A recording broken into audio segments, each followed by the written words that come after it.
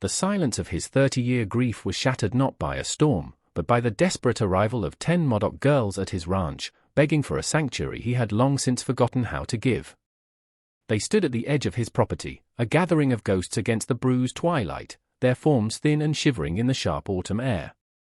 He watched them from the porch of his solitary cabin, a place where memories were the only company he kept. The land around him, a rugged stretch of high desert in northern California, was as unforgiving as his own heart. The year was 1879, and the world had already taken everything from Elias Thorne. He was a man carved from the rock and dust of this place, his face a roadmap of sorrows, his hands calloused from work that served only to pass the time until his own end. He had built this ranch with his wife, Sarah, and their laughter had once filled the vast, empty spaces. But the fever of 49 had stolen her, and then their little girl, Lily, leaving behind a silence so profound it had its own weight. Now, this. A delegation of fear and desperation, led by a young woman whose eyes held the same ancient, weary resolve he saw in the mirror each morning. Her name was Anawa, and she was the oldest, their fierce, reluctant guardian. The other 9 girls huddled behind her, their ages ranging from mid-teens down to a small child who clutched Anawa's tattered dress, her dark eyes wide with a terror that knew no language. Elias's first instinct, the one honed by decades of isolation, was to send them away. His world had no room for the living, it was a shrine to the dead. He kept his rifle clean and his door bolted, not against intruders, but against the intrusion of hope. He took a step forward, his jaw set, ready to speak the harsh words that would preserve his lonely peace. But then the wind, a bitter and constant companion, whipped a strand of black hair across the youngest child's face, and she didn't flinch, just stared at him with an unnerving stillness. In that small, silent defiance, he saw the ghost of his Lily. The word no died on his lips, turning to ash in his dry mouth. Anawa spoke, her voice raspy from thirst and fear, but steady. "Please," she said, the single word a prayer and a demand. "They will not survive the night." She did not beg for herself. Elias's gaze swept over the small, huddled group. They were clad in rags, their feet bare and bloody. They were not a threat, they were a verdict. A judgment on a world that would cast children out into the wilderness to die. He thought of the empty barn, the hayloft filled with the scent of sweet grass and thyme.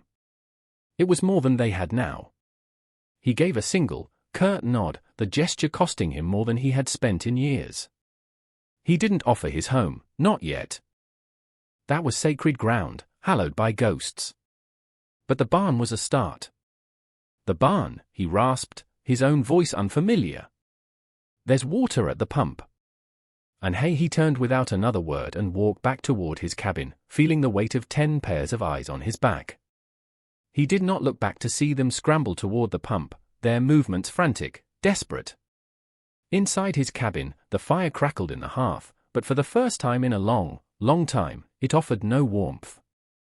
He had just let the world in, and he knew, with a certainty that chilled him to the bone, that the silence he had so carefully cultivated was now broken forever. The first days were a silent negotiation, a tense orbit of 2 wounded worlds. Elias would leave a bucket of milk from his lone cow and a sack of potatoes by the barn door before dawn, retreating into the fortress of his cabin before the sun crested the jagged peaks.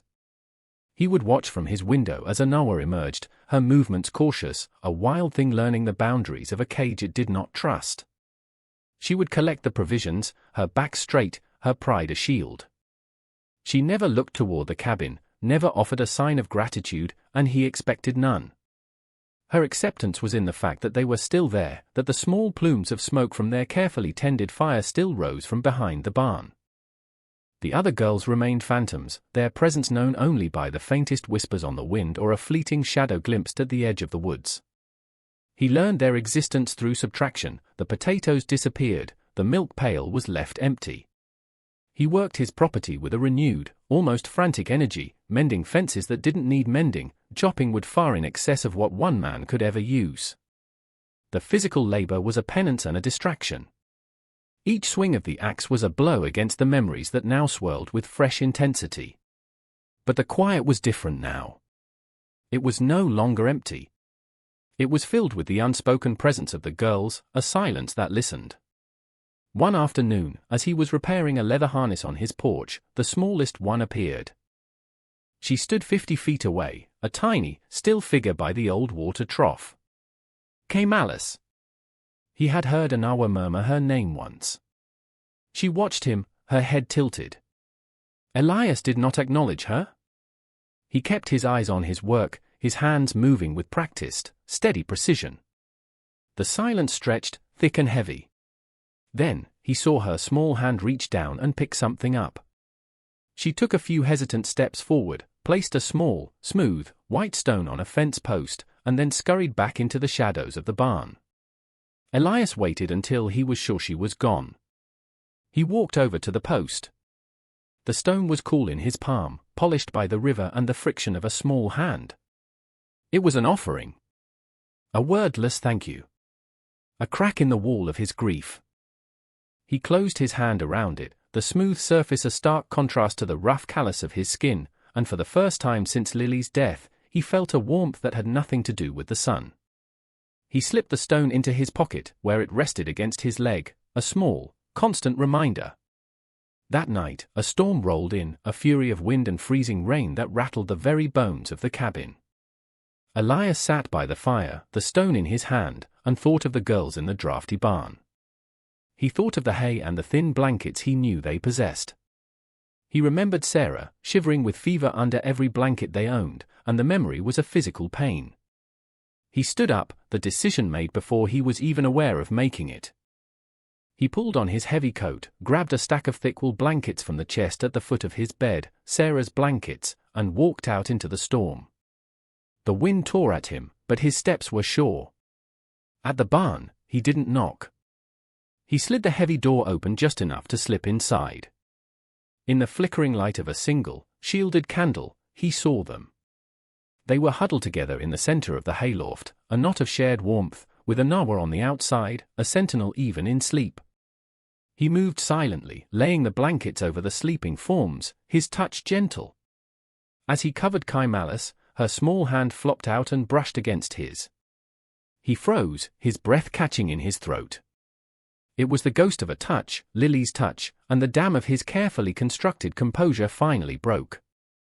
A single tear, hot and sharp, traced a path through the dust on his cheek. He retreated as silently as he had come, the cold rain on his face mingling with his own sorrow. But this sorrow was different. It was not the stagnant grief of a sealed tomb, but the flowing, cleansing grief of a river breaking free. Winter arrived with a vengeance, draping the high desert in a shroud of white. The isolation that had once been Elias's comfort now became a shared vulnerability. The path to the barn was a deep trench in the snow, a lifeline he carved out each morning. The unspoken truce between him and Anawa slowly, cautiously, evolved into a partnership. He taught her how to set snares, not with words, but with slow, deliberate movements of his hands, which she mirrored with a fierce, quick intelligence. In return, she began leaving a small bundle of herbs by his door, plants she found on the sheltered, sun-facing slopes, herbs that made a tea that soothed the ache in his old bones. Their dialogue was one of actions. He noticed the soles of Cowboy's moccasins were worn through. The next day, he left a square of soft deer hide and an awl on the fence post where she had left the stone.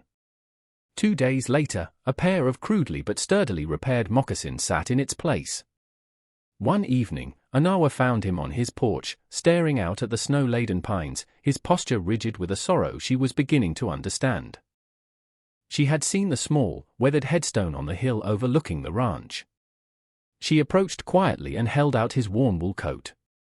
She had taken it upon herself to mend a long tear under the arm, her stitches small and neat, a line of dark thread against the faded gray. He took it from her, his fingers brushing hers. The touch was brief, electric. "Thank you," he said, the words gruff, but his eyes held something else. It was in these quiet moments that their stories began to bleed into one another. He started leaving the cabin door unlocked. Soon, Cowboy, emboldened, would slip inside and sit by the fire, watching him carve. He was working on a small, intricate shape from a piece of pine, a bird. His hands, which could split a log with a single blow, moved with surprising delicacy. He never spoke to her, but he would place the half-finished carving where she could see it progress. One night, a blizzard raged, and Elias knew the barn was no longer enough. He brought them all inside. They huddled on the floor by the hearth, a silent, watchful audience in his shrine of grief. Anawa sat near him, the firelight catching the defiant strength in her face. It was then that she finally told him why they had fled. She spoke of the reservation of a cruel government agent named Miller, a man with eyes like chips of ice. He had been withholding food rations, starving them into submission. He saw the girls not as children, but as chattel. He was going to take us, she whispered, her voice trembling with a rage she could no longer contain. Sell us. To men in the mining camps, Elias's hand stopped their work on the carving. He looked at the 10 young faces, illuminated by the fire, and saw not just a group of refugees, but a family. His family. The cruelty of it settled in his gut like a cold stone. His own loss was a tragedy of fate and sickness. This was a deliberate, calculated evil. The next morning, the blizzard had passed, leaving the world pristine and silent. Elias stood before them, a new resolve etched into his features. He will come looking, he said, his voice low and steady. It was not a question. Anawa nodded. Yes. Elias looked around the small cabin, at the faces that now looked to him for safety. This place is too small, he said. And not strong enough. He walked to the window and looked out at a stand of tall pines at the edge of the clearing. We will build another. It was a declaration. Not just of a new structure, but of a new future. They were no longer just surviving the winter, they were building a home. He turned to Anawa, his gaze direct. And I will teach you to shoot. The first thaw of spring was a promise. Meltwater dripped from the eaves, and the hard, frozen ground began to soften. But with the promise of new life came the shadow of old threats. The work on the new cabin became their singular focus. It was a structure born of necessity and defiance, rising log by log from the muddy earth. Elias worked with the tireless energy of a much younger man, his movements precise and economical. He taught the older girls to notch the logs, to mix mud and grass for chinking. Anawa was his silent apprentice, her hands quickly learning the rhythms of the axe and the adze. She was strong, her resolve a tangible force. The lessons with the rifle were a ritual of trust. He showed her how to hold it, how to brace it against her shoulder, how to breathe, squeeze, and not flinch from the recoil. He stood behind her, his hand briefly covering hers on the stock to adjust her grip. In that moment, surrounded by the scent of pine and gunpowder, a fragile intimacy bloomed between them. He was entrusting her with the power to protect, and she was accepting the weight of that trust. He was no longer just a protector, he was an ally. She was no longer just a survivor, she was a defender. One afternoon, as they sat taking a rest, sharing a tin cup of water, he finally showed her the small wooden bird, now sanded smooth and perfect. It was for my Lily, he said, his voice thick with unshed tears. She loved birds. Anawa took it from his calloused palm, her fingers tracing the delicate wings. She didn't offer platitudes or sympathy. She simply met his gaze and held it, her eyes communicating a depth of understanding that words could never capture. In her silence, he felt seen, his grief acknowledged and honored. They finished the cabin as the first green shoots pushed through the soil. It stood sturdy and proud next to his own, a testament to their shared labor. It was a home for the girls, a true sanctuary. But their peace was short-lived. A rider was spotted on the distant ridge one morning. Then 2 more. Elias knew. Miller had found them. He gathered Anawa and the older girls. Take the little ones to the new cabin. Bar the door. Do not come out, no matter what you hear. His voice was calm, the voice of a soldier before a battle. Anawa hesitated, her hand on the rifle he had given her. I should stay. No, he said, his tone leaving no room for argument. Your duty is to them. Mine is to you. He watched until they were safely inside, then turned to face the oncoming riders. He did not retreat to his porch. He walked out to the middle of the yard, a lone, unmovable figure standing between his past and his future. Agent Miller reined in his horse, a cruel smirk on his face. He was a man puffed up with a petty authority, flanked by two hired thugs who looked as if they had been carved from gallows wood. "Thorne," Miller sneered, his voice oily. "Harboring government property, are we?" "I'm here for the Modoc runaways." Elias stood his ground, his hands loose at his sides. He looked impossibly old and frail against the backdrop of the vast wilderness, but his eyes were like flint. "They are not property," he said, his voice quiet but carrying with deadly clarity. "They are children. And they are under my protection." Miller laughed, a harsh, ugly sound. "Your protection? You're a pathetic old man living at the end of the world. Now stand aside before you get hurt." Elias didn't move. "You are not welcome on this land. Turn your horses and ride away." Miller's face darkened with rage. He drew his pistol. "I gave you a chance, old man." But as he raised the gun, a second rifle cocked audibly from the window of the new cabin. Miller's eyes darted toward the sound, and he saw the dark barrel of a rifle leveled steadily at his chest, held in Anawa's determined hands.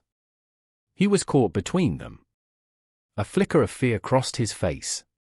Elias had used the moment of distraction. In a movement too fast to follow, he had closed the distance, his hand clamping around Miller's wrist like a vice. He twisted, a sharp crack echoing in the tense silence as bone gave way. Miller screamed, dropping the pistol. Elias's other hand relieved one of the stunned thugs of his own weapon before he could react. "I said," Elias repeated, his voice a low growl, "to get off my land." Humiliated, clutching his broken wrist, Miller stared at the old man with pure hatred. He saw not a frail relic, but a man of terrible, contained power. He and his men backed away, mounted their horses, and fled, their retreat a cloud of dust and curses. Elias stood watching them go, the rifle heavy in his hand, the world silent save for the pounding of his own heart. He had not just defended a place, he had defended a family. He was no longer a man waiting to die. He was a man who had found a reason to live. The dust settled, and a profound quiet descended upon the ranch. It was not the hollow silence of grief, but the peaceful stillness of a battle won. Elias walked to the new cabin and leaned the captured rifles against the wall. The door creaked open, and Anawa emerged, the rifle still in her hands, her face a mask of relief and lingering tension. Behind her, the smaller girls peered out, their eyes wide. They stood there for a long moment, the man and the woman, the space between them charged with everything that had just happened, and everything that had been building for months. He reached out and gently took the rifle from her hands, setting it aside. His fingers brushed hers, and this time, neither of them pulled away. He looked at her, truly looked at her, not as a refugee or a charge, but as the woman who had stood with him, who had helped him rebuild his life from the ground up. The hard lines around his eyes softened. A slow, weary smile touched his lips for the first time in memory. "It's over," he said softly. She nodded, a single tear tracing a clean path down her dusty cheek. It was a tear not of sorrow, but of release. He raised his calloused hand, hesitating for a fraction of a second before gently wiping the tear away with his thumb. It was a gesture of profound tenderness, a promise of comfort and safety that needed no words. The barrier between them, the one built of loss and mistrust, finally crumbled away into nothing. Later that evening, they stood on the porch of his cabin, watching the sun bleed orange and purple across the western sky. The air was cool and clean. Kaimalis and the other girls were inside the new cabin, their soft laughter a gentle music that filled the twilight. It was the sound of a home. Elias held the small, carved bird in his hand. He had been carrying it in his pocket since the confrontation, a talisman of what he was fighting for. He held it out to Anawa. "A new beginning," he said. She took it, her palm cradling the smooth wood.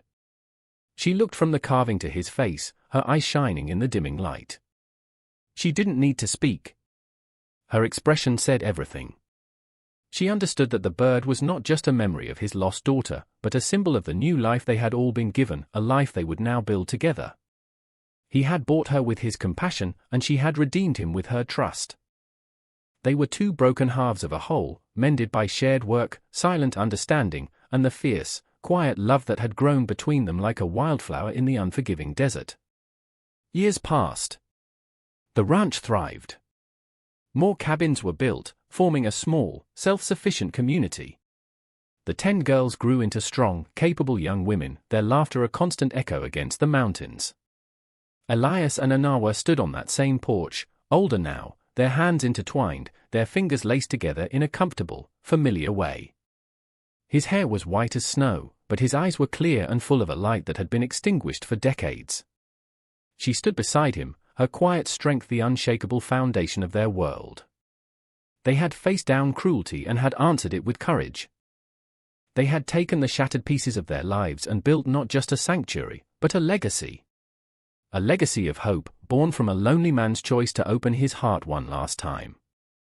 If this story of 2 souls finding redemption in the vast, lonely wilderness stirred your heart, and if you believe in the power of courage and compassion to build a new world from the ashes of the old, then we invite you to become a part of our community. Please subscribe to our channel and like this video. Your support allows us to continue telling stories that celebrate the quiet strength of the human spirit. Join us, and let's keep these timeless tales of hope alive, together.